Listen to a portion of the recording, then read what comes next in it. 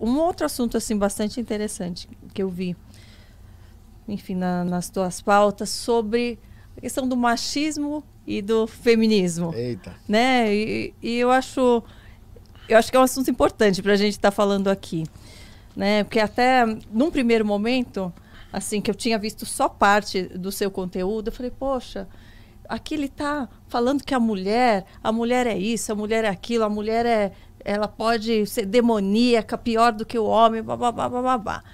E depois eu fui ver o outro lado também, você falando das duas questões. Então, eu acho que a gente não pode, né, tirar de campo uma, levantar uma bandeira sem falar da outra.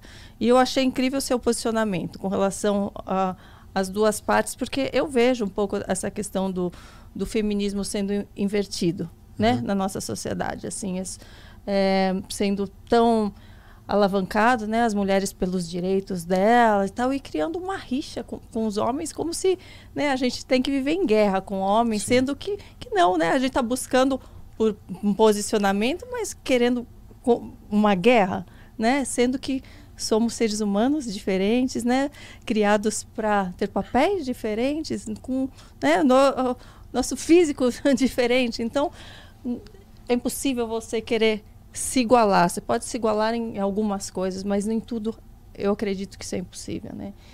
E eu gostaria que você falasse um pouco sobre isso, porque eu gosto da maneira com que você se posiciona e acho importante, né, as pessoas conhecerem.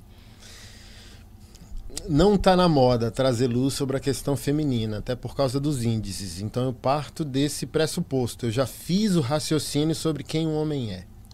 Então quando eu afirmo, e assim, tem até promotoria atrás de mim, porque não gostaram, né? É como se fosse um mal público coletivo que eu estivesse fazendo, que perpetua os males cometidos contra a mulher. Mas assim, a gente está pronto para dialogar juridicamente, filosoficamente, teologicamente. Só as pessoas virem e a gente conseguir expressar o que elas não entendem. Então, sobre o homem, eu trabalho há mais de 10 anos com homens. O cálculo está feito. O machismo não mente. Tá aí o resultado. Eu afirmo que a masculinidade é o centro da existência humana, no aspecto sociológico, aspecto social, não no transcendente espiritual. O centro é Deus. Porém, o homem é o centro da existência humana, e quem discorda que consiga responder por que todo o mal descende do homem disfuncional. Se a gente for mapear todo o mal, ele nasce naquilo que o homem deixou de ser. Naquilo que o homem negligencia ser. Né? E, para mim, o cálculo é esse. O homem, sem Deus, é o próprio inferno. Porém, por causa dos índices do machismo, onde a mulher se esconde, né, na minha análise, ela aceitou a prerrogativa que ela pode fugir desse inferno como um anjo. Mas a Bíblia diz que todos pecaram e destituídos estão da glória de Deus. Pastor, é muito forte falar sobre que a mulher tem potencial demoníaco. Gente, potencial não é aquilo que você é aquilo que está em potência. Eu não estou dizendo que a mulher é um demônio, eu não estou dizendo que a mulher... Eu estou dizendo que a mulher tem um potencial demoníaco maior do que o homem. Por quê? Porque no arquétipo histórico, teológico e não teológico, o homem se expressa. O homem você vai ver, a mulher não. Quem discorda tem que mensurar para mim onde está o mal da mulher. Por exemplo, aí o pessoal chega para mim e diz, os dois têm potencial demoníaco. Ok, por que você está me censurando? Porque eu quero mensurar o potencial demoníaco da mulher. Não, fale do potencial demoníaco do homem. Não, já estou falando há 10 anos. Agora me dê liberdade para falar também da mulher. Então, se você não concorda, mostra para mim como o mal feminino se expressa. Onde que está a maldade feminina? Ou a gente vai crer no radicalismo feminista de que se pressupõe que a mulher é um ser moralmente superior ao homem capaz de produzir o mal. Então... em todas as análises que a gente faz, inclusive na criminologia, olha o que a gente acha na criminologia. Autoridades nessa análise. o primeiro problema é que não há mensuração desse mal feminino. E a criminologia parte do ponto, promotores e juízes partem do ponto que essa mulher má, criminosa, ela é como se ela não tivesse volição, arbítrio e vontade. Eu quero fazer o mal. Na criminologia, eles analisam que mundialmente tem esse paradoxo que a mulher só pode ser má se ela surtar ou se ela reagir a um ambiente hostil, a um ambiente machista. Então isso também... Se não pudesse ser intencional, né? Isso também é antiteológico. Porque, por exemplo, vamos lá. Aí me contradisseram falando, mas tem mulher... não falaram isso, né? Mas falou bem assim, mas tem homem manipulativo. Não, mas assim, se você for honesto e analisar de maneira histórica arquétipo feminino e masculino, você vai entender que toda maldade masculina se expressa. E nem toda maldade feminina se expressa. Por inúmeros fatores, inclusive o físico. Porque, por exemplo, tem 2 livros que eu indico. Porque Gênero Importa e Garota Exemplar. São livros seculares que analisam a maldade feminina. E tá lá, numa análise psicológica de pesquisa que foram feitas, que a mulher não agride. Por exemplo, fizeram análise em escolas. Os meninos sempre agridem, brigam. Mas a briga acaba na briga. Briga hoje, amanhã tá tranquilo. A violência da mulher, ela é simbólica, invisível, subjetiva, e ela atua na morte do emocional e da reputação. Mulheres não agridem fisicamente.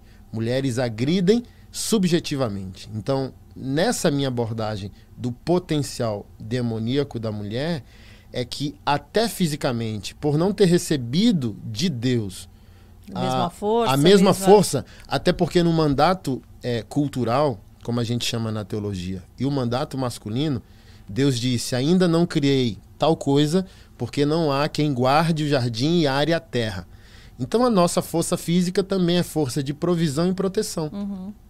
Isso é significativo para a teologia cristã concernente à masculinidade. E enquanto a mulher vai buscar exercer a força dela de uma forma mais... Ela recebeu de maneira complementar de Deus a sabedoria. Deus disse para o homem, guarde o jardim, fecunde o jardim.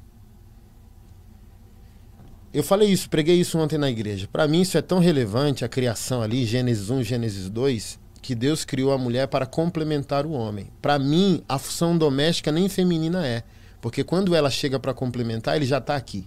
Então ele tem uma logística sem ela. Então assim, esse bloco onde o homem é força de execução e a mulher é força de sabedoria, ele é líder no ambiente que Deus proveu e ela é líder no ambiente que Deus proveu. E eles se encontram, não são excludentes. O sentido hebraico lá da ajudadora idônea é uma reagente.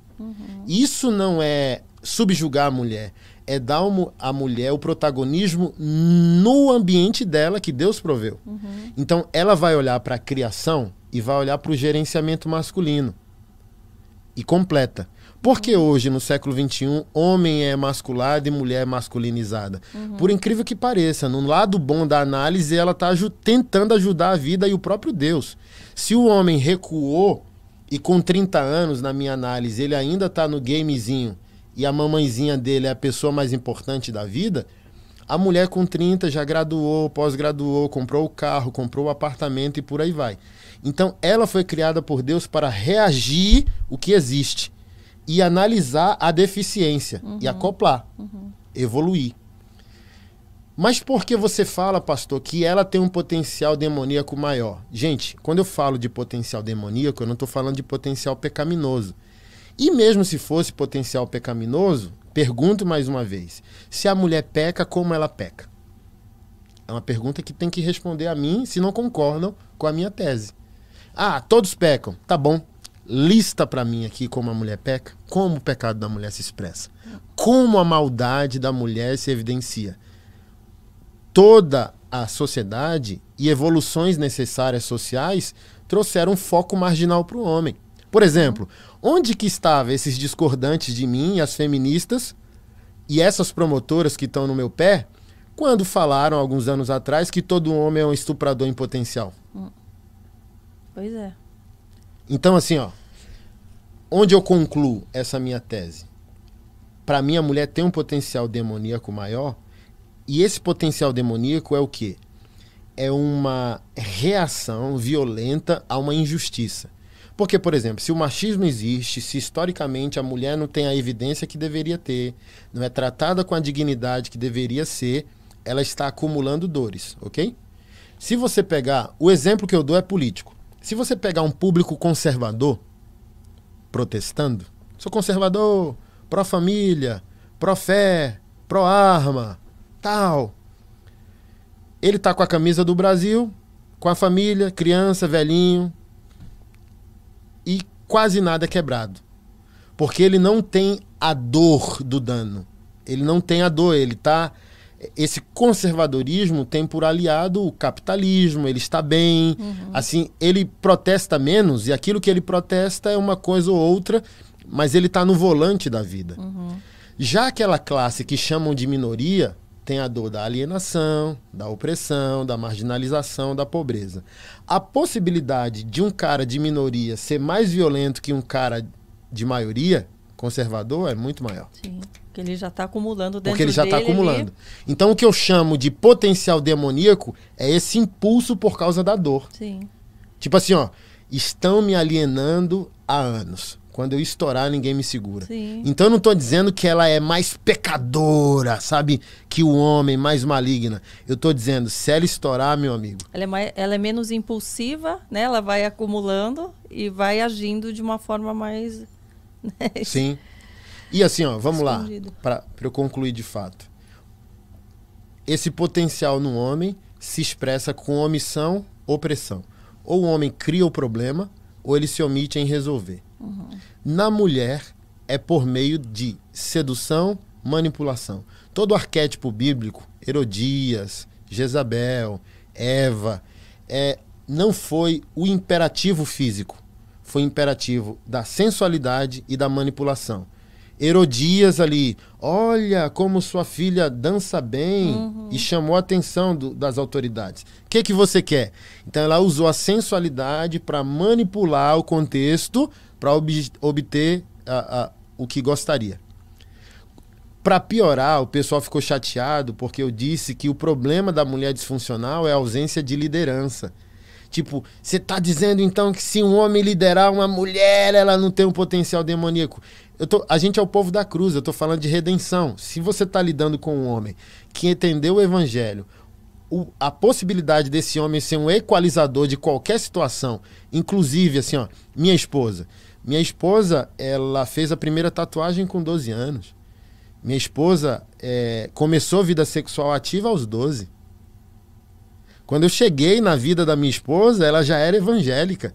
Mas todo namoradinho evangélico que ela teve, quis ter relacionamento sexual com ela.